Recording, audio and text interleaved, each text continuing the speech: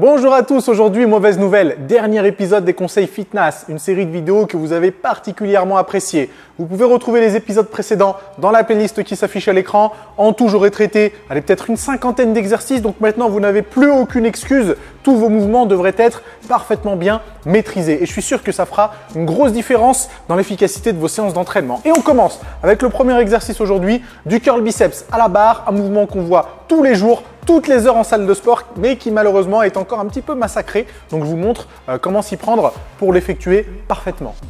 Et on commence directement avec une image arrêtée. Regardez la bonne position à gauche, la mauvaise position à droite. Et la position de départ est très importante dans n'importe quel mouvement de musculation. À gauche, l'humérus est aligné avec la force exercée, qui est la gravité, étant donné que vous utilisez une charge libre. Alors qu'à droite, l'humérus n'est pas aligné avec la force exercée.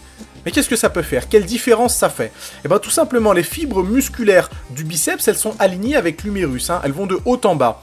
Et si vos fibres musculaires ne sont pas alignées avec la force exercée, et du coup les points d'insertion ne vont jamais pouvoir se rapprocher autant que possible. Et je vous le rappelle, votre but d'une répétition en musculation, c'est non seulement de rapprocher les points d'insertion pour provoquer la contraction la plus puissante, mais aussi de les écarter le plus possible pour provoquer l'étirement le plus puissant. Du coup, vous avez une amplitude plus grande, plus de fibres musculaires qui sont sollicitées et donc un mouvement plus intéressant. Donc pendant le mouvement, faites aussi l'effort d'avoir l'humérus aligné et donc les fibres musculaires du biceps alignées avec la force exercée. Vous aurez donc une amplitude plus grande, plus de sollicitation de fibres musculaires et un mouvement plus efficace. On continue avec le pull-over à la poulie haute ou le tirage bras tendu pour le dos, appelez-le comme vous voulez. Le grand dorsal, en plus d'être extenseur de l'épaule, il est aussi dans une certaine mesure extenseur de la colonne vertébrale. Et le souci, c'est que si vous avez une position comme sur l'image de droite, avec la colonne vertébrale légèrement arrondie, ne serait-ce que légèrement arrondie, malheureusement ça va désengager le grand dorsal et c'est un autre muscle qui va prendre le relais, c'est la longue portion du triceps qui permet elle aussi l'extension de l'épaule.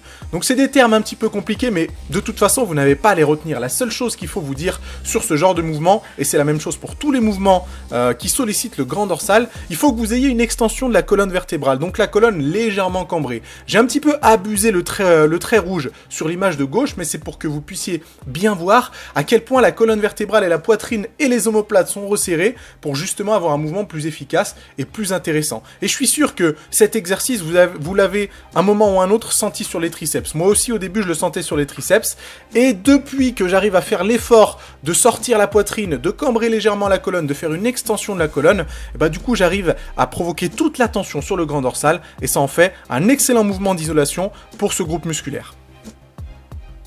Et on continue avec les différences de positionnement sur le squat. J'en avais parlé la dernière fois avec les fentes. On va faire un petit peu la même chose pour les squats pour que vous sachiez exactement comment modifier votre position pour provoquer telle ou telle contraction. Regardez à gauche, flexion de hanche supérieure à la flexion de genou.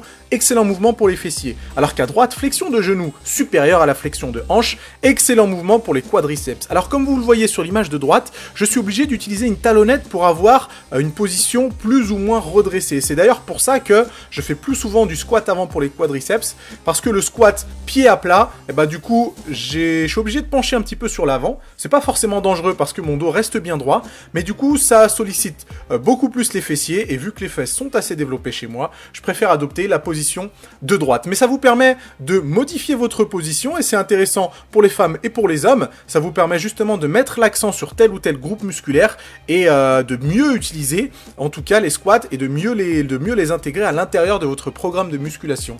Et ça c'est quand même extrêmement intéressant parce que ça vous permet de faire exactement la même chose sur tous les autres mouvements polyarticulaires et donc d'arriver à utiliser un seul exercice pour solliciter tel ou tel groupe en fonction de votre positionnement. Allez, on continue avec les écartés pour les pectoraux. Que vous soyez sur un banc plat ou incliné, les conseils sont valables. Vous voyez cette zone rouge?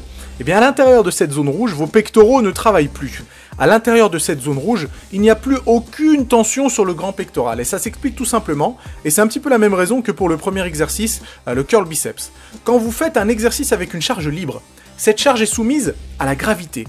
Et étant donné que le grand pectoral est adducteur du bras, une fois que le bras a passé la verticale, c'est-à-dire la direction de la gravité, le grand pectoral ne travaille plus. Les fibres musculaires ne sont plus soumises à aucune force, et du coup, il n'y a plus aucune tension.